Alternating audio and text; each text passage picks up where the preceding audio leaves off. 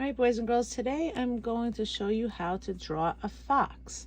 Now, everyone's going to have a copy of this paper here, and I also going to have a piece of 9 by 12 white paper, and what I want you to do is fold it in half like a card, and then you're going to fold it in half again like this, so that you have 4 equal quadrants, 4 equal rectangles. Okay, so basically, in order to get started with this, you're going to be drawing in pencil, but I'm going to be drawing in Sharpie because it's easier for you to see on the screen.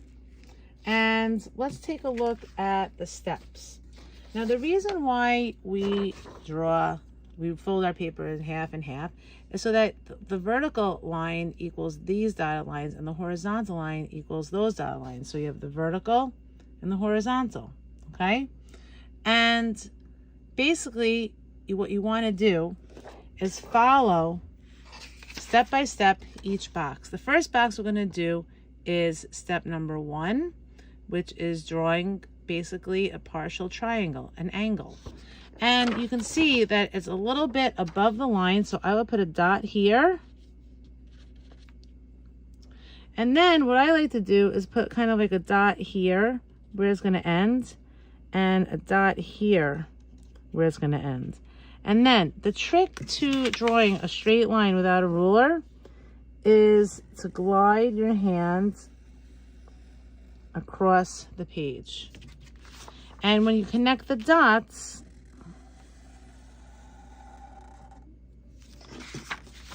you have your angle there. So you glide your hand across the page, and that's a trick to keep your hand steady. Now, the next thing I'm going to do for step number 2 is just to almost create like a piece of, like 2 pieces of a pie, pizza pie or a blueberry pie. Of course, I make everything like food. And you're going to do a curved line to connect the angle, okay? So what I like to do is turn it to the side to make it just a little bit easier for myself. And make a curved line,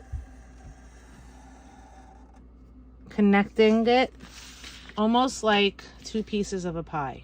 Okay, then for step number 3, and by the way, you're doing this in pencil first, we're going to do 2 curved lines, one on the right side of this dotted line, which is that folded line right there, and a curved line on the left side. Okay, so what I'm going to do is I'm going to start at the same point. So I like to do my dots here. I like to do dots, connect the dots. And what you can do is, depending on how you like to work, I like to turn the page to make it a little bit easier to draw the line.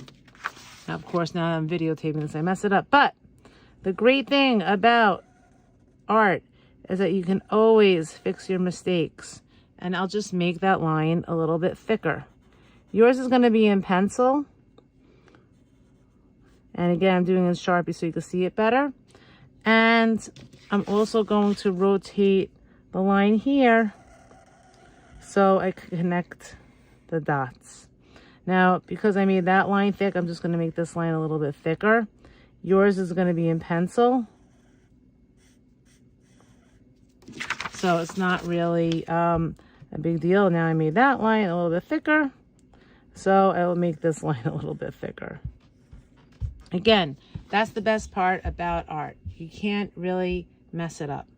Now what you want to do is you want to do the nose, which is a little circle that will touch the line here. Okay? So when you do the nose, okay, you want to make sure that the nose doesn't go below the folded line. Okay?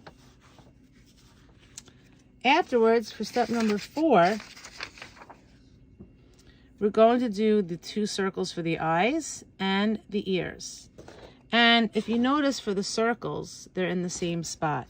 So you just want to be mindful when you're drawing your circles that one side should be similar to the other side.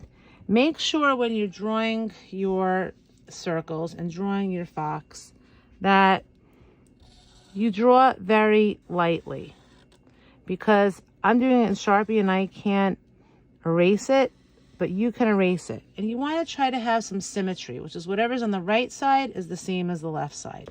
Okay? So the next part is drawing the body. Now the body here for step number 5 is just basically almost like an oval that got squished at the bottom. That's my dog.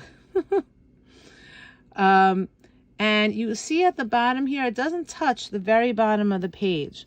So what I like to do is put a little dot here so that I know that the body is not going to go all the way to the bottom. And I'm also going to put a little dot where I'm going to start on the left side and where I'm going to start on the right side.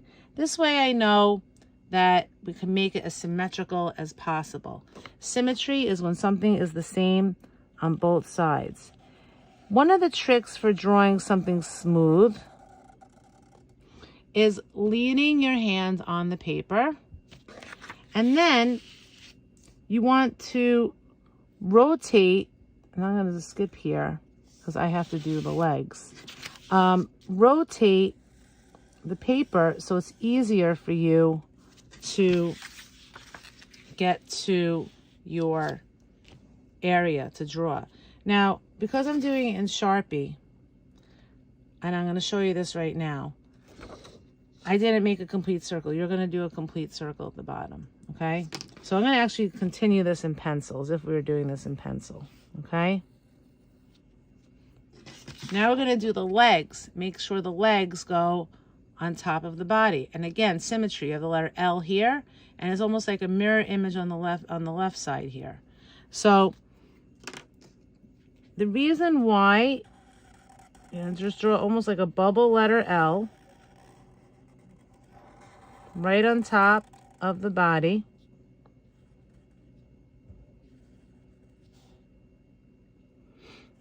And then you're going to draw a reverse L, symmetrical L over here. Okay?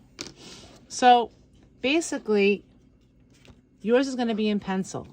The next step is to erase the lines so that it looks like the legs are going on top of your fox. Okay? And next, you're going to draw the little belly. We're going to have like a little white belly here. Okay? So all you're going to do is do a curved line. Make sure you use your hand that you're not drawing with to hold the paper still. Okay? Afterwards, we're going to draw step number 8, which is the tail. And the tail, as you can see, is above the dotted line. So you're basically going to start with a point and do a curved line, go to the bottom here. It's almost like you're drawing like a feather.